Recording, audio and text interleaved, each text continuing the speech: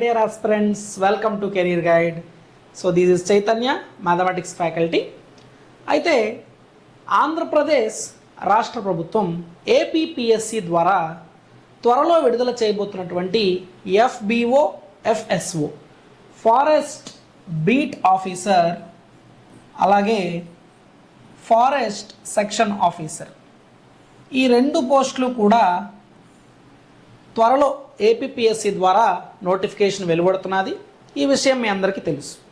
అయితే నేను ఈ వీడియోలో ముఖ్యంగా చెప్పదలుచుకున్న విషయం ఏంటంటే అసలు ఈ రెండు ఎగ్జామినేషన్స్కి ఏపీపీఎస్సి సిలబస్ విడుదల చేసిన నేపథ్యంలో ఈ రెండు ఎగ్జామ్స్లోనూ మ్యాథమెటిక్స్ సిలబస్ అనేది ఇవ్వడం జరిగింది.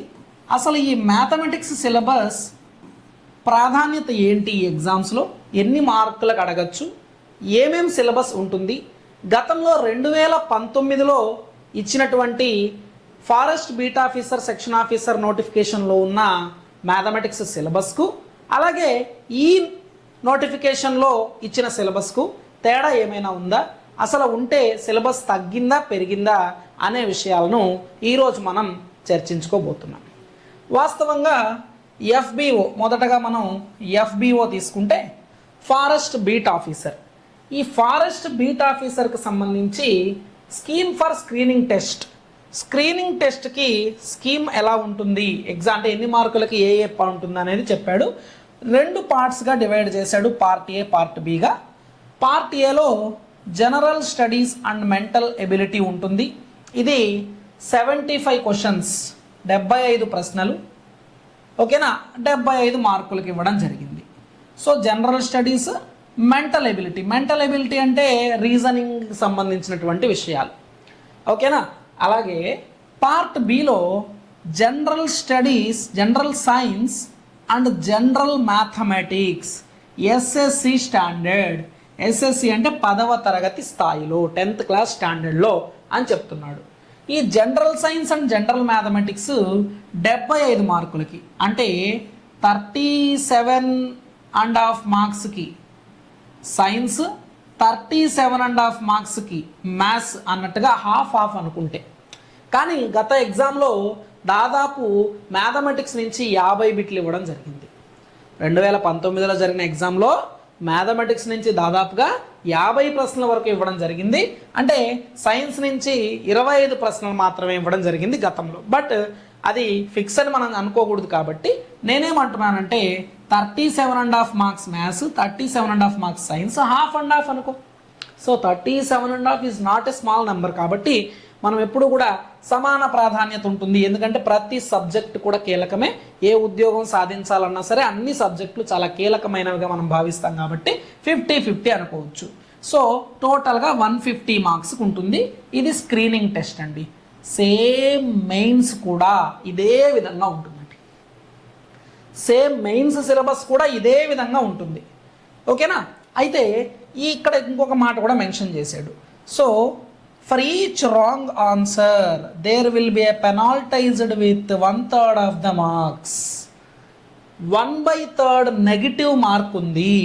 నార్మల్గా ఇప్పుడు నేను ఈ విషయాన్ని చాలా మందికి ఎందుకు చెప్పదలుచుకున్నానంటే ముఖ్యంగా మన డిఎస్సి ఆస్పిరెంట్స్ అందరూ కూడా, ఇప్పటివరకు డిఎస్సి రాసినటువంటి అభ్యర్థులందరూ కూడా ఇలాంటి ఉద్యోగాలపైన కూడా కొద్దిగా ఫోకస్ చేస్తూ ఉంటారు. ఎందుకంటే రాష్ట్ర ప్రభుత్వం ఇచ్చే నోటిఫికేషన్లు కాబట్టి, మనం చదివే సిలబస్కు దగ్గరగా ఉంటుంది కాబట్టి, పాఠశాల స్థాయి కంటెంట్ని, స్కూల్ లెవెల్ కంటెంట్ని ఎక్కువగా అడిగే అవకాశం ఉంది. కాబట్టి మన ఆస్పిరెంట్స్ కూడా ఎక్కువ మంది దీని మీద మక్కువ చూపుతూ ఉంటారు. సో మరి మిగతా ఎగ్జామ్స్, మన డిఎస్సి లాంటి ఎగ్జామ్స్లో లేనటువంటి నెగిటివ్ మార్కింగ్ సిస్టమ్ అనేది ఇక్కడ ఉంది. అంటే 1/3 ఆఫ్ నెగిటివ్ మార్క్. అంటే నువ్వు 3 ప్రశ్నలు తప్పుగా రాస్తే ఒక కరెక్ట్ ఆన్సర్కి వచ్చే మార్కు కూడా పోతుంది. 3 ప్రశ్నలు నువ్వు తప్పులు రాసి ఒక క్వశ్చన్ కరెక్ట్గా రాస్తే నీకు ఈ 3 క్వశ్చన్లు తప్పు రాసినందుకు ఈ కరెక్ట్ ఆన్సర్కి వచ్చిన మార్కును కూడా తీసివేసి టోటల్గా 0 మార్క్స్ ఇవ్వడం జరుగుతుంది. కాబట్టి నెగిటివ్ మార్కింగ్ అనేది ఇస్తున్నాడని చెప్పి నోట్ కూడా ఇక్కడ మెన్షన్ చేయడం జరిగింది. ఎస్. అయితే అసలు ఈ మొత్తం సిలబస్లో జనరల్ మ్యాథమెటిక్స్ అన్నాడు కదా, అసలు ఈ జనరల్ మ్యాథమెటిక్స్ సిలబస్ ఏంటి, ఎస్ఎస్సి స్టాండర్డ్లో ఉన్న జనరల్ మ్యాథమెటిక్స్ ఏమేమి అంశాలు ఇవ్వడం జరిగిందో ఒకసారి చూస్తే, మొదటగా అర్థమెటిక్స్ అని ఇవ్వడం జరిగిందండి. అర్థమెటిక్ అంటే నార్మల్గా అందరు అభ్యర్థులు అనుకున్నట్టుగా కేవలం అర్థమెటిక్ అంటే కేవలం ratio, proportions, time and work ఇవి మాత్రమే కాదు. నిజంగా మ్యాథమెటికల్ డెఫినేషన్ పరంగానే అంటే మ్యాథమెటిక్స్లో ఉన్నటువంటి అర్థమెటిక్ అనే ఒక సబ్జెక్ట్ దేని గురించి మాట్లాడుతుందంటే నంబర్ సిస్టమ్ కూడా దీంట్లో ఒక ఇంటర్నల్ పార్టే. నంబర్ సిస్టమ్ కూడా దీంట్లో ఒక ఇంటర్నల్ పార్టే. ఓకేనా? అంటే ఇక్కడ మీకు అర్థమెటిక్ అంటే number system plus business maths అంటారు. యాక్చువల్గా ఈ ratio, proportion, partnership, time and work, time and distance దీన్నంతా కూడా బిజినెస్ మ్యాథ్స్ అంటారు. ఈ బిజినెస్ మ్యాథ్స్ అలాగే నంబర్ సిస్టము కలిపి అర్థమెటిక్గా మనం కన్సిడర్ చెయ్యాలి. ఓకేనా? సో ఇచ్చినటువంటి సిలబస్ కూడా అలాగే ఉంటుంది చూడండి. న్యాచురల్ నంబర్స్, నంబర్ సిస్టంలో న్యాచురల్ నంబర్స్, ఇంటీజర్స్, సహజ సంఖ్యలు, పూర్ణ సంఖ్యలు, అంటే మనం పూర్ణాంకాలు, హోల్ నంబర్స్, రేషనల్ నంబర్స్ కూడా చదువుకోవాల్సిందే. సో రేషనల్ నంబర్స్ ఇదిగో ఇచ్చేసాడు. రేషనల్ నంబర్స్, రియల్ నంబర్స్, వాస్తవ సంఖ్యలు అంటే సంఖ్యలకు సంబంధించిన విషయాలు. Fundamental operations, additions, subtractions, multiplications, divisions. అదేంటి సార్ ఏమన్నా చిన్నపిల్లలు మా అడిషన్, సబ్ట్రాక్షన్, మల్టిప్లికేషన్ అంటే ఇవి నార్మల్గా కూడా ఇవ్వచ్చు. ఫ్రాక్షన్స్ అడిషన్స్, ఫ్రాక్షన్స్ని మల్టిప్లికేషన్ చేయడం. ఓకేనా? అలా మ్యాథమెటిక్స్లో ఉన్నటువంటి డిఫరెంట్ లాజిక్స్ని యూజ్ చేసి అడిషన్, మల్టిప్లికేషన్, సబ్ట్రాక్షన్, డివిజన్ అడుగుతాడు. అలాగే స్క్వేర్ రూట్స్, వర్గమూలాల గురించి, డెసిమల్ ఫ్రాక్షన్స్, దశాంశ భిన్నాల గురించి, వీటి గురించి కూడా ఫ్రాక్షన్స్, డెసిమల్ ఫ్రాక్షన్స్ కూడా అడుగుతాడు. అంటే ఇక్కడ వరకు ఏబిసి పార్ట్స్ నంబర్ సిస్టమ్ని కవర్ చేస్తున్నది. ఈ ఏబిసి ఈ 3 పార్ట్స్ కూడా నంబర్ సిస్టమ్కు సంబంధించినటువంటి విషయాలను కవర్ చేస్తుంది. తర్వాత డిఈఎఫ్కి వచ్చేసరికి డీలో మనం అనుకుంటున్న బిజినెస్ మ్యాథ్స్ చూడండి. యూనిటరీ మెథడ్, ఏక వస్తు మార్గం చదువుకుంటాం మనం. టైమ్ అండ్ డిస్టెన్స్, కాలము, పని, కాలము, దూరము. టైమ్ అండ్ వర్క్, కాలము, పని. పర్సంటేజెస్, శాతాలు. Applications to simple interest and compound interest, బారు వడ్డీ, చక్రవడ్డీలు. ప్రాఫిట్ అండ్ లాస్, లాభ నష్టాలు. రేషియో అండ్ ప్రపోర్షన్, నిష్పత్తి, అనుపాతము. వేరియేషన్, ప్రపోర్షన్, వేరియేషన్ అని కూడా అంటుంటారు.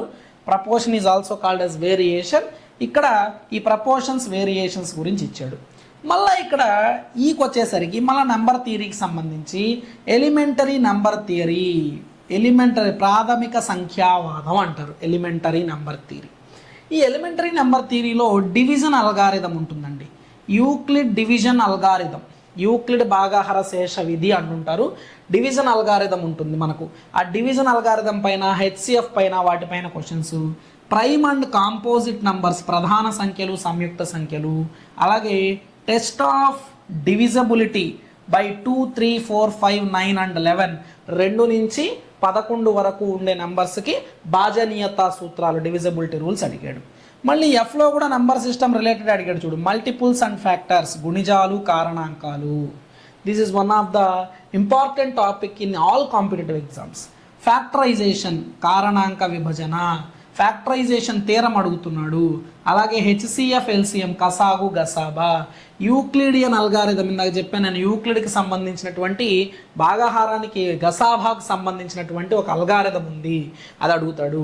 అలాగే logarithms to base 10, laws of logarithms, use of logarithmic tables. మనకు 10th క్లాస్ లెవెల్లో ఉన్నటువంటి లాగరిథమ్స్కు ఉన్న ప్రాపర్టీస్, సంవర్గమానాలు, సంవర్గమానాలకు ఉన్న ధర్మాలు, వాటి యొక్క లాగరిథం టేబుల్స్ని ఎక్కడెక్కడ వాడుతారు, ఏ సందర్భాల్లో వాడుతారని ఓవరాల్గా నంబర్ సిస్టమ్ని, బిజినెస్ మ్యాథ్స్ని కలిపి అర్థమెటిక్ అని 1వ చాప్టర్గా ఇవ్వడం జరిగింది. సార్ మరి మ్యాథమెటిక్స్లో మీరు 37.5 మార్క్స్ అంటున్నారు కదా. ఈ 37.5 మార్క్స్కి టోటల్గా ఎన్ని చాప్టర్స్ ఉంటాయి అంటే 3 చాప్టర్స్ ఉంటాయి. టోటల్గా ఎన్ని చాప్టర్స్ ఉంటాయంటే 3 చాప్టర్స్ ఉంటాయి. ఓకేనా? మరి ఇంకేమేమి ఉన్నాయి దీంట్లో అన్నప్పుడు 2వ చాప్టర్గా జామెట్రీ ఇచ్చాడండి. జామెట్రీ, ఈ జామెట్రీ రేఖాగణితంలో లైన్స్ అండ్ యాంగిల్స్, సరళ రేఖలు, కోణాలకు సంబంధించినటువంటి విషయాలను పూర్తి స్థాయిలో మనం చదవాలి. అలాగే ప్లేన్ అండ్ ప్లేన్ ఫిగర్స్, సమతల పటాల గురించి నేర్చుకోమన్నాడు.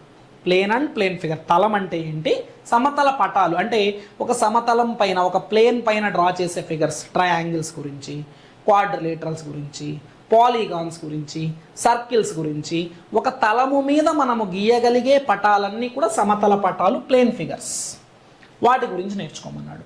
అలాగే theorems on properties of angles at a point, అంటే ఒక పాయింట్ దగ్గర ఉండే యాంగిల్స్కి సంబంధించినటువంటి ప్రాపర్టీస్.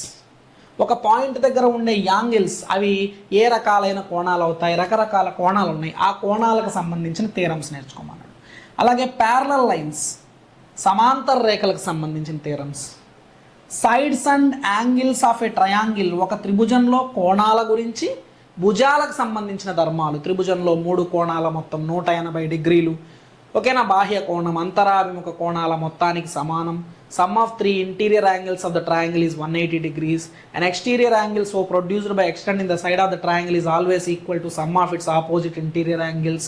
ఇలాంటి ప్రాపర్టీస్ ఉన్నాయి సైడ్స్ పైన, యాంగిల్స్ పైన, ఓకేనా. అలాగే కాంగ్రుయెన్సీ ఆఫ్ ట్రయాంగిల్స్, త్రిభుజాల సర్వ సమానత్వం.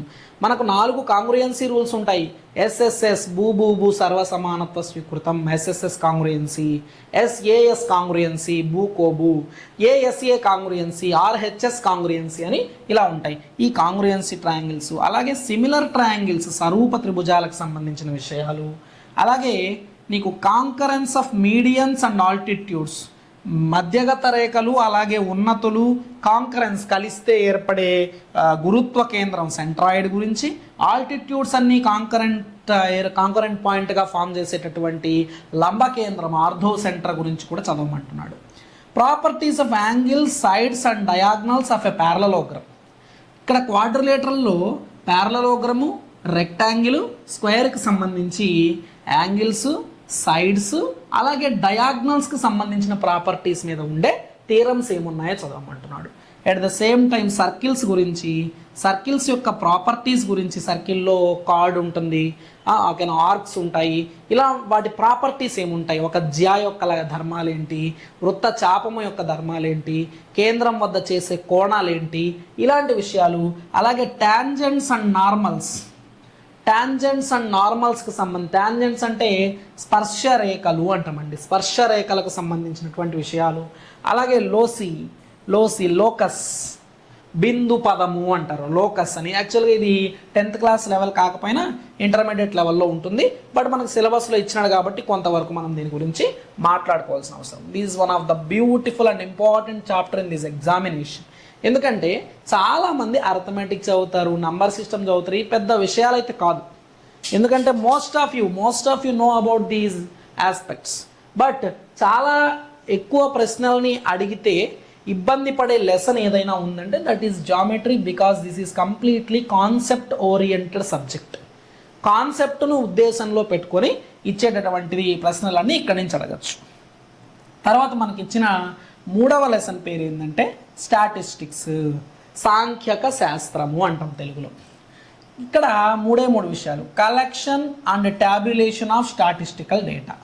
ఒక స్టాటిస్టికల్ డేటాని కలెక్ట్ చేయడం, దాన్ని ట్యాబులేషన్ అంటే పట్టికల రూపంలో చూపించడం ఎలా ఉంటుంది అంటే ఇక్కడ ఎక్కువగా డేటా ఇంటర్ప్రిటేషన్ అడిగే ఛాన్స్ కూడా ఉంది. ఈ కాన్సెప్ట్ నుంచి డేటా ఇంటర్ప్రిటేషన్ మీద కూడా మీకు క్వశ్చన్స్ వచ్చేటటువంటి అవకాశం ఈ స్టాటిస్టికల్ డేటాలో స్టాటిస్టిక్స్ సంబంధించి ఉంది. అయితే ఓన్లీ డేటా ఇంటర్ప్రిటేషనే కాదు, దీంట్లో ప్యూర్ స్టాటిస్టిక్స్ను కూడా అడుగుతాడు. ప్యూర్ స్టాటిస్టిక్స్ కూడా అడిగేటటువంటి అవకాశం ఉంది. ఇక్కడ ట్యాబులేషన్ అండ్ స్టాటిస్టికల్ డేటా అన్నాడు కదా, తర్వాత గ్రాఫికల్ రిప్రజెంటేషన్. ఈ స్టాటిస్టికల్ డేటాని గ్రాఫులుగా చూపించాలి, అంటే వాటిలో ఫ్రీక్వెన్సీ పాలిగాన్స్, పౌనఃపున్య వక్రాలు, పౌనఃపున్య బహుభుజులు అంటారు, హిస్టోగ్రామ్స్ సోపాన చిత్రాలు అంటారు, బార్ చార్ట్స్ కమ్మీ రేఖా చిత్రాలు అంటారు, పై చార్ట్స్ వృత్త రేఖా చిత్రాలు అంటారు. అలాగే చివరగా measures of central tendencies. Measures of central tendencies అంటే 3 ఉంటాయి, మీన్ ఒకటి, మీడియన్ ఒకటి, మోడ్ ఒకటి. మెజర్స్ ఆఫ్ సెంట్రల్ టెండెన్సీస్గా పిలువబడేవి 3. మీన్, మీడియన్, మోడ్ అంటే అంకగణిత సగటు, మధ్యగతము, బాహుళకము. మీన్, మీడియన్, మోడ్లని మెజర్స్ ఆఫ్ సెంట్రల్ టెండెన్సీస్ అంటారు. ఈ మీన్, మీడియన్, మోడ్ అనేది గ్రూపుడ్ డేటాకి మనం కనుక్కోవాలి, అన్గ్రూప్డ్ డేటా కూడా కనుక్కోవాలి. అంటే వర్గీకృత దత్తాంశానికి కనుక్కోవాలి, అలాగే అవర్గీకృత దత్తాంశానికి కూడా కనుక్కోవాలి. అయితే అసలు చాలామంది ఏమంటున్నారంటే నేను కొన్ని వీడియోస్ చూసినప్పుడు యూట్యూబ్లో మెన్సురేషన్లో కూడా కొన్ని క్వశ్చన్స్ వస్తాయి, ఆ ట్రిగ్నామెట్రీలో కూడా కొన్ని క్వశ్చన్స్ వస్తాయి, 2019లో ఇచ్చారు అని చెప్తున్నారు. సో అది మీ నోటీస్కి తీసుకొస్తున్నాను. 2019లో ఫారెస్ట్ బీట్ ఆఫీసర్ కానీ ఫారెస్ట్ సెక్షన్ ఆఫీసర్ నోటిఫికేషన్లో కానీ మ్యాథమెటిక్స్ సిలబస్ చాలా ఎక్కువ ఉండేది. అది ఫర్ కైండ్ ఇన్ఫర్మేషన్ నేను డిస్ప్లే చేస్తున్నాను. 2019లో కూడా చూడండి ఒకసారి, ఫారెస్ట్ సెక్షన్ ఆఫీసర్ కానీ బీట్ ఆఫీసర్ కానీ సిలబస్, సెక్షన్ ఆఫీసర్ కూడా ఇదే, సెక్షన్ ఆఫీసర్ కూడా సిలబస్ ఇదే. కాకపోతే సెక్షన్ ఆఫీసర్కి వచ్చేసరికి చూడండి, సెక్షన్ ఆఫీసర్కి వచ్చేసరికి పార్ట్ బిలో ఉండదండి, పార్ట్ ఏలో ఉంటుంది. చూడండి, ఫారెస్ట్ బీట్ ఆఫీసర్కి మ్యాథమెటిక్స్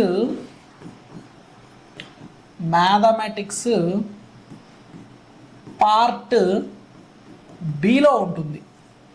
బట్ ఫారెస్ట్ సెక్షన్ ఆఫీసర్కి వచ్చేసరికి మ్యాథమెటిక్స్ సిలబస్ సేమ్ సిలబస్ ఏనా? ఎస్, సేమ్ సిలబస్, కాకపోతే పార్ట్ ఏలో ఉంటుంది. బట్ ఇవి దాదాపు 670 పోస్టులు ఉంటే ఇవి కొద్దిగా తక్కువ పోస్టులు ఉంటాయి. ఎందుకంటే section officer is the higher cadre, beat officer కన్నా సెక్షన్ ఆఫీసర్ హయ్యర్ క్యాడర్.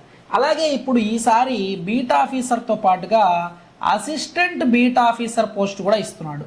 అంటే ఇవి రెండింటికి కూడా same exam, beat officer, assistant beat officer రెండు ఇస్తున్నాడు. సెక్షన్ ఆఫీసర్ అనేది ఇంకొద్దిగా పెద్ద స్థాయి. సో సెక్షన్ ఆఫీసర్కి మ్యాథమెటిక్స్ ఎక్కడ ఉంటుందంటే పార్ట్ ఏలో ఉంటుంది. ఒకసారి మీకు చూపిస్తాను చూడండి, సెక్షన్ ఆఫీసర్ సిలబస్ ఇది. సెక్షన్ ఆఫీసర్ సిలబస్కి వచ్చేసరికి చూడండి, general studies and mental ability and general mathematics up to SSC standard. మరి పార్ట్ బి ఏంటి సార్? అప్పుడు సెక్షన్ ఆఫీసర్స్ కంటే సెక్షన్ ఆఫీసర్స్కి పార్ట్ బిలో జనరల్ ఫారెస్ట్రీ అంటే ఫారెస్ట్కి సంబంధించిన సైన్స్ ఉంటుంది. బీట్ ఆఫీసర్లకు అది అడగరు, సెక్షన్ ఆఫీసర్లకు మాత్రం ఫారెస్ట్రీ, జనరల్ ఫారెస్ట్రీ మీద కూడా క్వశ్చన్స్ వస్తాయి. 75 క్వశ్చన్స్ ప్యూర్గా జనరల్ ఫారెస్ట్రీ మీదనే వస్తాయి. మరి ఈ 75 ఫస్ట్ పార్ట్లో ఉన్న 75లో 37.5 marks general studies mental ability మీద, మిగతా 37.5 మార్క్స్ జనరల్ మ్యాథమెటిక్స్ వస్తుంది. అంటే సెక్షన్ ఆఫీసర్కి కూడా 37.5 మార్క్స్ కంటే మ్యాథ్స్ ఉంటుంది. ఓకేనా? మరి syllabus sir same syllabus arithmetic ఉంటుంది. ఓకేనా? అర్థమెటిక్ ఉంటుంది, అలాగే జామెట్రీ ఉంటుంది, అలాగే స్టాటిస్టిక్స్ కూడా ఉంటుంది.